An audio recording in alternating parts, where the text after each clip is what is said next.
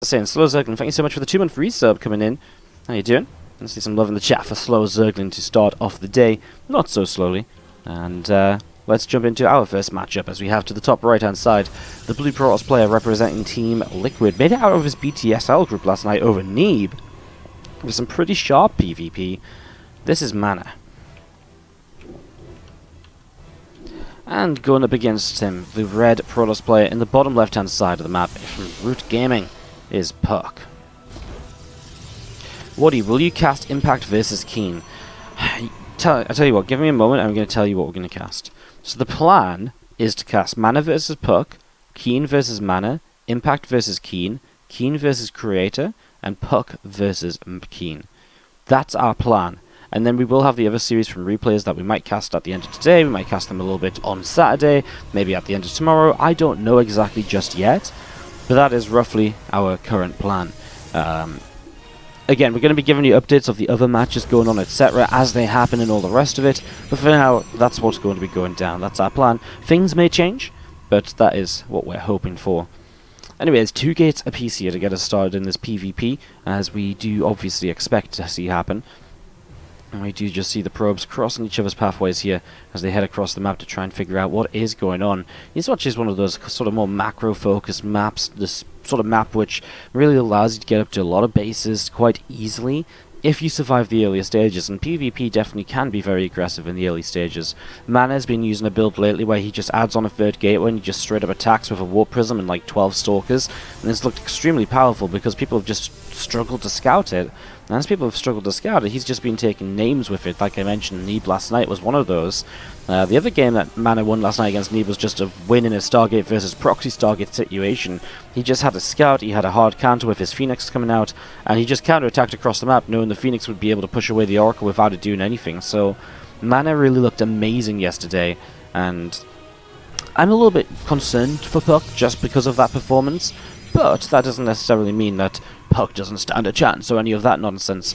puCK's a very good player as well, lately practicing in Korea. And excited to see what he can do as he actually just recalls this probe to keep it alive, probably worthwhile at this stage of the game. Also, I mean, for the probe to walk all the way home does take quite some time, as this Twilight Council, the first tech choice of the game from puCK, while MaNa will just throw down his Stargate. So neither of them going to expand immediately, but both of them are set up in a way which allows them to expand if they want to. The Stargate here from MaNa going to be accompanied by a couple of adepts which will maybe try and slide on through in towards a mineral line over the next few moments. The Twilight Council, unsurprisingly, is followed up by Stalkers because we're probably expecting a Blink opener, and so the more Stalkers, the more that Blink makes sense, of course, and the more you can actually get out of the Blink. I think that makes a lot of sense in general, right?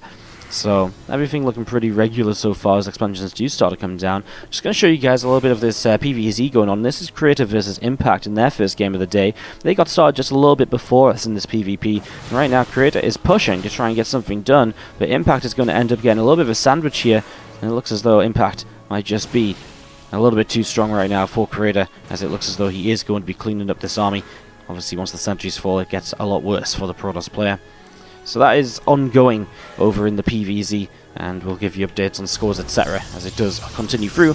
But for now, these couple of adepts try and break through up into the high ground. Doesn't quite happen in the end, and obviously the pylon just block and they do get to shade forwards. But now puCK with 4 Stalkers at the front is already going to cancel the shield battery. Now he's going to get the pylon, and this is going to make it very difficult to break through this natural position. As we do see the Phoenix coming through, though, will switch the Stalker count into MaNa's favor. He gets a Stalker kill, saves his pylon, and all of that works out very well for him over that last couple of moments. Robotics facility starts up from puCK as well then. There's 2 adepts on the low ground still just kind of working their way through a couple of these Stalkers, so still just doing little bits and pieces of damage as we do see another shield battery being placed on the high ground. Shield battery from MaNa as well in the natural expansion, so again, both players on each side of the map are playing this out kind of correctly so far and getting their defenses up, you know, different openers for each player. And what is so interesting, by the way, is that MaNa did go Phoenix, right? And if you have a look at puCK's vision, I imagine he saw... Wow, he didn't see the Stargate. Oh, no, he didn't. Wow, that's actually surprising to me, that MaNa went Phoenix without puCK seeing the Stargate. Obviously now puCK does know, because he's seen the Phoenix coming up, but it doesn't matter so much. The Blink coming through is generally very good against Stargate no matter what. And we do see... puCK maybe looking to be aggressive with that Blink now, opening another couple of Stalkers here, just getting those set up and ready to go. as this Oracle is again from MaNa also about to get finished up.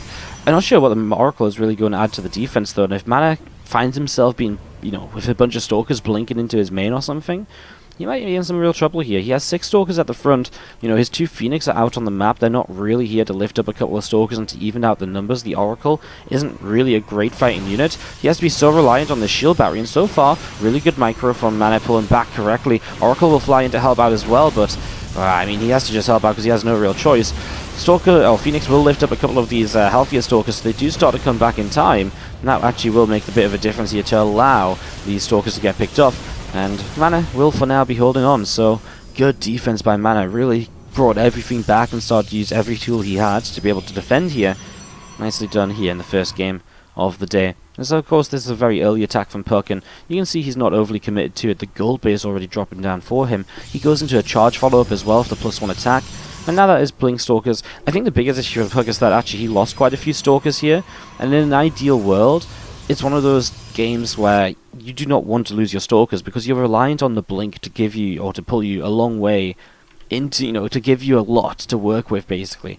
But now the Stalker count is kind of down, you don't want to really spend time rebuilding Stalkers. No, Stalkers are not great as the game goes by, so it's a little bit of a shame. This is a nice Oracle. 2 kills, obviously got low but stayed alive and turned around to revelate the Stalkers just to keep track of where they might be. Whole ton of gateways on the way up from puCK. That's 6 extra gates on top of the 2. MaNa hasn't gone into his extra gates yet. He's just been focused on Immortal production. Now he throws down Twilight Cancel on his own extra gateways. MaNa's definitely behind in that regard. His current standing army is already larger, but how much does that actually matter? As we do see these Stalkers coming in, picking off an Adept, and this pylon up to the top side will also be taken down. By the way, just as a quick update, Impact did take that first game against Creator without many issues.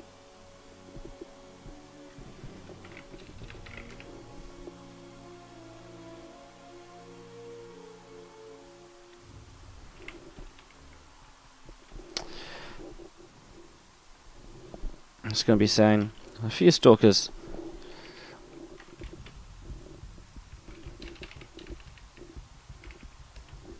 Gathering up to the top side. Sorry, just having an admin issue over on the other screen. And we are going to see these Stalkers of puCK just pushing forwards and pushing those couple of Phoenix away.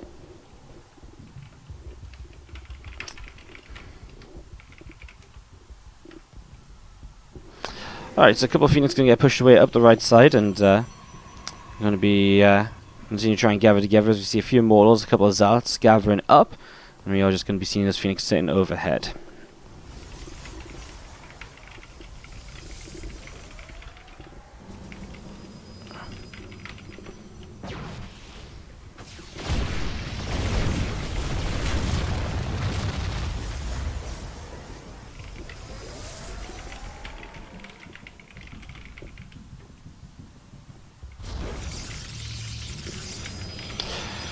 Alright guys, so we actually have some unfortunate news here today, which is that Impact is, after winning the first game against Creator, he's actually going to have to forfeit because his internet is unable to continue playing StarCraft. His internet is just not working out for him. So, unfortunately, Impact, and this is why I've just been quiet for a moment or two, unfortunately, Impact is going to be forfeiting from the rest of today's matches, and we'll just take it as though Impact just is not in the group. We'll just make this a 4-player group instead, which means we'll just have the straight up simple 6 best of 3s.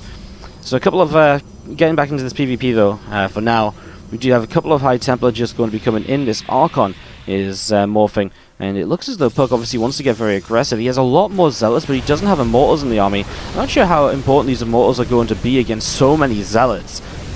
The Immortals are definitely good as kind of a real kind of power unit in the army, but as puCK pushes forwards, I think you can just see the power of those Zealots really coming through. The lack of Archons from MaNa really struggling as well, as we are going to be seeing these Archons continue to push on forwards. A Stasis Ward comes down from MaNa at the front, and we are just going to be seeing a Stasis getting taken, or going off there.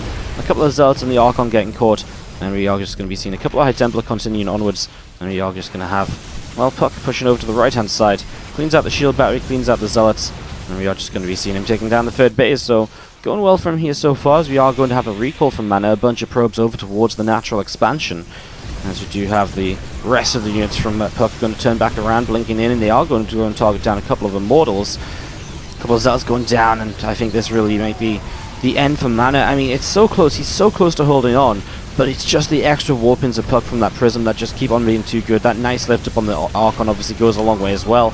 And now MaNa, his immortal count is basically non-existent. He's got a couple, but they're about to drop very quickly. He's got an Archon coming in, but it's not enough just yet. And that is GG. puCK takes game number 1.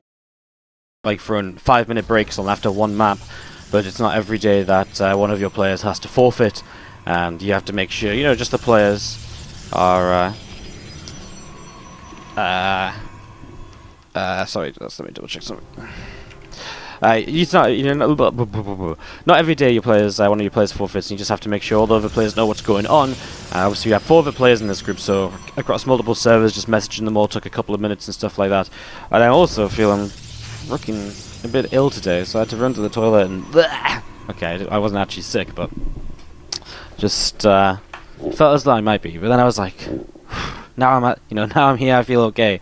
So let's power through and see what's going to happen, guys. Thank you for a little bit of patience there. Again, we really don't want to run ads that quickly in the broadcast. We don't want to shut down the action. And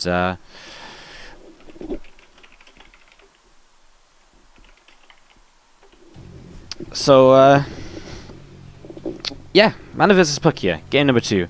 And we do have MaNa to the top left, who's down a game after that matchup on Eastwatch, and puCK is in the bottom right-hand side of this from Root Gaming, of course, and he is up a game. I mean, it kind of just felt like from the opener, nothing really went badly for MaNa. I felt his defense was good, he shut down the Stalkers nicely.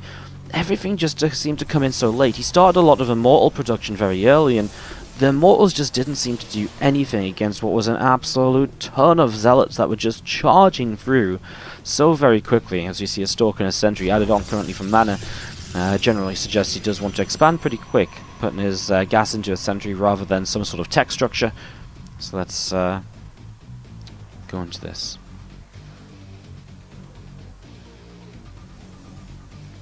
So going to be seeing the probe, just going to recall home again, just as we saw last time around, just to get it home quickly, get it home safely.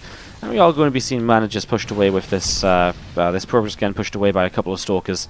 So his own scout is going to get taken down. puCK opens in the same way. Again, just to kind of wrap up my thoughts before I go a little bit distracted, puCK really in the last game just seemed to have everything come up faster. You know, he had so many more gateways suddenly. He obviously had the Twilight Council already there for charge a lot faster in the game. It just felt like MaNa's army just wasn't really made up to actually fight against puCK in that game, and that's a little bit of a weird one. Anyways, we'll see what he changes to make things happen in game 2. I love this from puCK. You know, he throws down the Twilight Council, so if an early scout comes in, it looks so similar, right? You know, it just looks like a Twilight. You can maybe even start Blink to fake it out. If a scout comes in now, though, obviously we'll see the Dark Shrine. So that's the twist from puCK here. And it's honestly, the way that MaNa's setting up, without a kind of tech structure already, he should throw down a Robo Facility next. You know, it's not like you go into a late Stargate here in PvP. It's not like you're generally going to go Twilight Council, because you're going to be a bit vulnerable. So I think a Robo Facility will be MaNa's choice here in the next few moments. Let's see if that is going to be the case. As we do see, I mean, that Dark Shrine is 30 seconds away. 30 seconds plus a long warp in here, plus walking forwards. Oh, MaNa throws down a Twilight, so he does go Twilight. I mean, I guess with the number of Stalkers, it was a possibility, but without detection, he is going to be in a world of trouble here in this first series. So let's see how this goes. These probes continue on up in towards the natural. And we are just going to be seeing... Well, now the Robo's on the way. The Robo build time is 40 seconds away, plus a Chrono Boosted Observer, about 50 seconds. MaNa's spreading out, so 50 seconds. There's that DT warping in. Oh, MaNa's going to see the Pylon, and he's going to see the DT Shimmer, I think, if he's paying attention. If he sees the DT Shimmer, that's going to be great. Is he actually just going to stop the DT coming out? Oh my god. Oh, MaNa. This is so clutch. By cancelling the DT warp in, he's going to be able to get himself, so much time, and obviously now his Observer will come out no matter what. I mean, he had a Sentry too, so Force Field on the ramp could have bought him the time he needed, but then you're probably going to at least lose a few workers. Bit of a disaster from puCK, who invests into the Dark Shrine, and he doesn't get anything out of it yet, and that's the issue. While it's, okay, his Blink's the same time as MaNa, and, the Dark Shrine can be useful later, as it stands, he is on 4 Stalkers against 7. There's 3 Sentries up for MaNa as well. He has such a strong standing army because he didn't invest into that extra tech structure, which just hasn't gained anything at all in this game. So we are just going to be seeing those Stalkers and Sentries gathering up for MaNa, and we are just going to be having an observer from puCK is moving through the center of the map towards the upper left-hand side. Nexus dropping down on the third base as well, and we are just going to be seeing the Sentries popping up a hallucinated Phoenix, which is going to make its way down the left-hand side of the map to see what's going to be going on. A few extra gateways from MaNa starting up here in the main base, and we are going to be seeing him just getting continued to set up in towards this here. So, I mean, this time his gates are coming in just at the same time as puCK's. Now the difference is that MaNa actually isn't making anything off of a robo facility apart from observers, and he is getting his second observer right now. He is coming across the map as well with this first one, so looking to see what's going to be going on. Coming all the way across, he will actually see this prober puCK on the right hand side, and if he gets into the main and sees a Dark Shrine, that's something that's good to know about, because MaNa at the moment, yes, he cancelled this warp in, but did he actually see the Dark Templar? Did he know that Dark Templar was there? Because, I mean, as it stands, when you look at it like this, you kind of, you may not have seen the DT, and so if you don't know those DTs, there's definitely ways in which you can move on the map without an observer, and suddenly DTs are going to push you away. Maybe you don't have the defense at home you usually have against DTs. So all of these are possibilities right now where MaNa has to be a little bit careful, but he definitely has the Stalker numbers right here, and running into this fight, he's going to realize, like, where on earth are your Stalkers, buddy? Coming in, he is already going to get himself a couple of Stalker kills. Now he starts to work on the third Nexus, and this is where DT warping would be absolutely fantastic. Obviously the Immortal can make a bit of a turnaround here as well, and that may very well be one of the cases.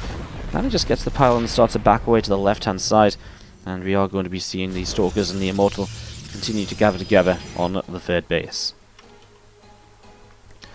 More Stalkers escaping up the left as we see Stalkers and a few Sentries of MaNa continuing to gather together. Pylon on the right hand side, and this probe just continuing back up towards the upper side of the map now. So probe coming back up towards the top, we're going to see 4 more Zealots warping in. Charge upgrade coming through, the +1 attack upgrade is on its way as well.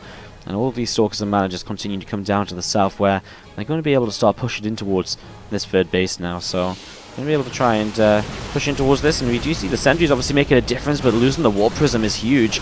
I mean, yes, you lose a little bit of damage time onto the actual units here for a while, but again, the Warp Prism is obviously now going to mean that MaNa can't reinforce this at all. However, those force fields are fantastic, and they are getting a lot done. A couple of Zealot Warpins, I'm not sure if they're even worth it, because the rest of the units can't even fight right now. There's a force field, blink forwards. The force fields come down behind those Stalkers to keep them in. If MaNa had a Warp in here, he probably wins the game if these, extra couple of Stalkers and Zealots are here. But puCK will hold on, sniping that Warp Prism, a crucial move for himself so far. Temple Archives on the way up from both players right now. So Temple Archives coming in from both, as we will see this +1 attack upgrade also about to finish here. A few more probes just on the way out, and we are just going to be seeing MaNa with the Warp Prism going to get ready to continue down the left-hand side of the map. So Zealots and Stalkers going to be pushing down in this direction. Chrono Boosts continue to come along, and we are going to be seeing these couple of Assimilators just being dropped down and getting ready to obviously give him the income to continue here.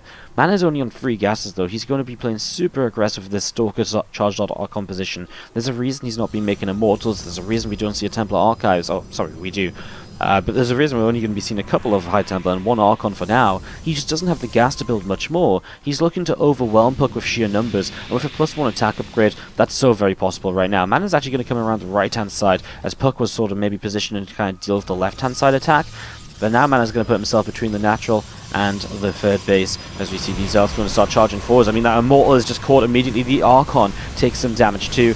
puCK gets to the other side of this little kind of wall off of pylons that he's made to limit what the Zealots can get up to here. As the Stalkers blink to the other side, I mean, you can just see the power in the number of units. And we are going to see GG. MaNa and puCK are going to be going to a game number 3. So jumping in, we have to the top left-hand side a player who took the first map, but then just wasn't quite able to in the second. He was just naturally behind in the game, based on the openers. It is the Red Protoss player from Root Gaming, puCK. And to the bottom right-hand side, the Blue Protoss player from Team Liquid, this is MaNa. Alright, so getting set up and ready to go.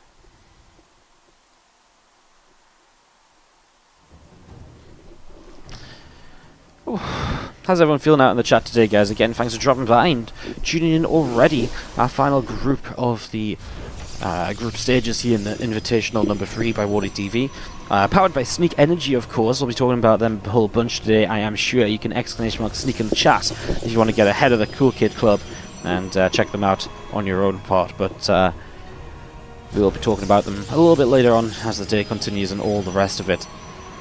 So again, we are down to just 6 best of 3s today, which means we'll play all of them live, and Impact did have to forfeit after playing his first match, so the way it's going to happen, just to make it all fair, and it makes sense obviously, is we're just going to have 6 best of 3s. It's just going to be a 4-player round robin group, just as though Impact was not part of it in the first place. So, as we set up here, we do see probes coming across the map, and we're just waiting to see the extra gateways finishing up, the cyber cores dropping down, all of the usual in the early stages of puCK and MaNa. I mean, for this PvP, it's kind of what we're expecting. It does mean, by the way, we're going to have Protoss in every single game today, no matter what, because we do have 3 Protoss and 1 Terran now in this group, which is going to be kind of interesting. What's up, Faith? How you doing? With the 20-month resub, says cheers to the best content producer and tournament organizer of StarCraft 2, WardiTV. Can we get some love in the chat for Faith for the 20 months? Dude, thank you so much. PvP still going, Resident Sleeper. It's going to be a little bit of PvP today. After this, there's going to be 2 more matches of it at least, because, again, Impact had to forfeit, so now we've lost our Zerg matchups for the day, unfortunately. Just going to be seeing this Stalker and a Sentry on the way out here at the moment, and just going to be having the Warp Gates on the way through for both players. This probe from puCK going to be pulling back home, and again, just 1 base apiece, and it's actually going to be the same build from both for the moment. Robo Facility dropping down. Now, MaNa has previously been doing this aggressive style with a 3rd gateway on the Robo, and just a lot of Stalkers, and just going for basically like an all-in, using the Warp Prism for a lot of micro potential. But obviously here, puCK has, with a Robo, a very good defense against it. Against a Twilight, it hits before Blink or something comes into play, so you have that advantage. Against a Stargate, the single Phoenix or an Oracle just doesn't make enough of a difference against the Stalker count. But against a Robo, even a Warp Prism for, you know, puCK to be aggressive himself, or to use that, you know, have that Warp Prism micro himself, or to, you know, potentially here, you know, just warp in an Immortal. Either of those are going to be extremely powerful, and it is a 3rd gateway for MaNa, so we are going to be seeing this Warp Prism, I think, in a couple of moments. And there's the Immortal from puCK, Chrono boosting it out. He has got one heck of a counter to MaNa so far. MaNa is going to have to be very, very careful here soon, otherwise he's going to find himself in a little bit of trouble, as probably see another warp in his Stalkers as Warp Gate finishes. I guess the Prism will already be out though, as we're going to be seeing these units getting ready to go up towards the upper left-hand side.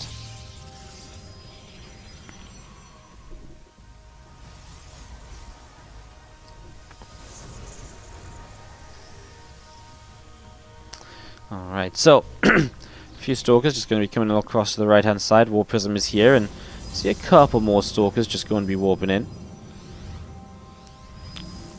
MaNa coming all the way around the right side of this, and the Warp Prism continue to come up towards the upper side of the map. So aggression is kicking off, and puCK, well, this hallucinated Phoenix has seen absolutely everything. No Nexus, he sees the gateways.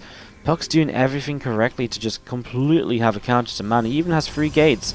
So he has 3 gates and Immortal. The one thing puCK doesn't have is the Warp Prism, and that actually gives you a lot of micro potential as the Protoss player here. Oh, he does have a Warp Prism, so he can even micro here a little bit, and that's going to be great. You can see that Warp Prism lifts up, and it does waste some time, but the Prism goes down so quickly, and so does the Immortal. The Force Fields do nothing. I think the Sentries are the biggest issue right now from puCK, because they're not going to give him anything at all. Obviously, now they get up the ramp and they drop a Force Field, right? So they'll stop these units from coming further forwards, but they weren't going to add anything to the fight, and that's a big pylon shutdown. Unpowering 2 of these gateways at the front. That's really going to be very powerful, as we're going to be seeing these Stalkers pushing forwards. Does he just kind of pick some Stalkers up and drop them on the other side to get towards the Immortal here? No, he's going to play defensively and pulling backwards continually. Obviously, if he can get rid of the natural, that would be amazing, because he doesn't have a natural of his own. So by getting rid of this Nexus, MaNa keeps himself competitive in this game. A couple more Sentries warping in here from MaNa. Down on the low ground, we are going to be seeing that Nexus gets taken down. This Pylon going to get taken down as well. And that probe also getting picked off here. One more Sentry warped in. And this Pylon behind the mineral line is going to get shut down. While still approaching the front here, MaNa will be able to continue pushing his way through one of these gateways. I mean, any sort of little bits of damage like this is obviously going to be able to get a lot done. Immortal here is nice as well, but MaNa now has his own sentries, and with his own sentries, the force fields can obviously essentially contain puCK for quite some time as he expands himself. MaNa has the tech as well, right? He has the Robo facility to Chrono Boost out his own immortals, so he can stay very competitive here with what puCK has and what's going on in the game. Ooh, yeah, that sentry there was close to death. I'm surprised MaNa doesn't just finish up this gateway. It's so easy, and it's worth even losing a Stalker for, I think, if the immortal does get that hit or two off onto it. And these units just gathering together. Force Field's still ready here for MaNa, and he does get some shots onto the Prism. Again, he doesn't have high... Oh, he does have high ground vision. He's got an Observer? Oh, wow. Right there, just overhead in the main base. That's insane. Well, we are going to be seeing this immortal just sat off to the side, and we are going to be having MaNa. He is going to be looking to reposition a little bit, but of course, all this time, he's just continued to set up with more immortals at home. He's even building a Stargate, which I find kind of intriguing. Maybe just a surprise Oracle, you know? Meanwhile, puCK goes up into a Robo Bay. What can you do on this one base? Well, you can tech, I guess, and a Robo Bay is that. Disruptors to help break his way through this, potentially. Nexus on this south side for puCK. He's going to try and take something hidden here to try and make up for his position in the game. So, Nexus coming through. Maybe it's just the counter. Does he see the Robo Bay? Yeah, so obviously then the Stargate is not for a surprise Oracle, it's for a Phoenix. That actually makes a lot more sense. So, having seen the Disruptors probably coming out soon, by having Phoenix into his play, he can lift those Disruptors as they fire, which cancels their shots and essentially nullifies the effect of the Disruptors. So that's going to be very powerful here, as we do see this Observer getting pushed away towards the upper left-hand side. It is chased all the way away there, and we are just going to be seeing this Stalker lifting back up and the Disruptor coming back down to the low ground. So Disruptor to the low ground, and that's a nice little connection on a sentry. He at least saved the Zealots. And again, MaNa doesn't know about this Nexus to the left-hand side. So he doesn't know about that here, as we're going to be seeing these Stalkers, a Sentry and a Zealot. A few units in the War Prism as well, pulling back through the center. And just as we have a moment of this game calming down, what's up, Hearthstone? Thank you so much for the host, and hello everyone from Hearthstone Stream. How you guys doing? Welcome to the WardiTV Invitational 3 Group D, as we are going to be setting up here in our third game of the first series of the day, and we have Protoss in every single matchup. So if you've been watching Hearthstone because you enjoy Protoss, not just because you enjoy the man's rugged looks and beautiful humor, I had to think about that for a moment, then you can enjoy some Protoss here, because every single game will have a Protoss in it today, because our Zerg was unfortunately unable to play, and so now we have 3 Protoss and a Terran. That Disruptor actually does quite a bit, so MaNa with his Phoenix so far not too successful, though he does get the kill on that Disruptor, which is still a good little something. This Disruptor will not get a chance to even begin firing because the Phoenix lifted up right away. It's a mess of force fields from both players at the moment, as that Disruptor does get to come back down, but it's lifted again, and it does now fall. And MaNa, he's done the job here, he's gotten rid of the Disruptors, and that's a big part of this at the moment, as we're going to be seeing just a few more Zealots warping in, and MaNa going to continuing to sit just to this side. I mean, puCK's got this base up on the left, but it's just so awkward for him to deal with here. MaNa, he doesn't know about it, but it just means he's got to be in so many different positions to defend. He pulls back to his Nexus, but as MaNa goes across the map, okay, he sees the probe, so now he does know it's over here, and he will find himself this base, and that's why he's going to move his main army towards now. I mean, a War Prism from MaNa in the main base would be so deadly at the moment, because puCK can't just like hop from the natural to the main to deal with it. He's so far separated. As we are going to be seeing the Phoenix lifting up one of these Immortals, and we are going to be seeing the other Immortal at the front just disappears. Well, Immortal's microing from MaNa in the War Prism, and he's continuing to push his way through this. There is another Disruptor here, which the Phoenix are not currently dealing with. Now they lift it up, and now they'll start to get some further damage done. MaNa pushing through, and obviously this game went very well from him with the very first attack. And from there, everything just sort of went a little bit wrong for puCK. I really thought puCK had a very good setup against the initial attack as well. I'm not going to lie about that. I really thought he was going to be able to defend, but the speed at which the War Prism and the Immortal went down, he just got no value out of those at all. And then the Stalker numbers were just so much better for MaNa. Plus, you know, the sentries from puCK really didn't do anything. I mean, the force fields didn't even help, honestly, for the most part, as you do see. This army of MaNa is going to get the GG, and that is going to be MaNa taking the first